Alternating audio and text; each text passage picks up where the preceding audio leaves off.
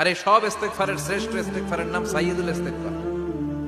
যত ইস্তেগফার হতে পারে এর মধ্যে সবচেয়ে শ্রেষ্ঠতম ইস্তেগফার নাম কি? কথা কন।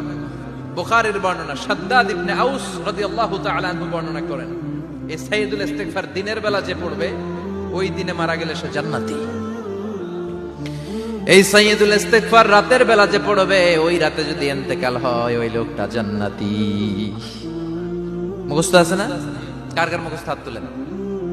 মাশাআল্লাহ, তাবারাকাল্লাহ, মাশাআল্লাহ, মাশাআল্লাহ। আর যাদের নাই তাদের হোমওয়ার্ক, তাদের আল্লাহুম্মা আনতা রাব্বি লা ইলাহা ইল্লা আনতা খালাকতানি ওয়া আনা আবদুক ওয়া আনা আলা আহদিকা ওয়া ওয়া'দিকা মাস্তাতা'তু আউযু বিকা মিন শাররি মা সানা'তু আবুউ লাকা বিনি'মাতিকা আলাইয়া ওয়া আবুউ লাকা বিযামবি ফাগফির লি ফাইন্নাহু লা ইয়াগফিরুদ যুনুবা ইল্লা আনতা। সুবহানাল্লাহ পড়েন।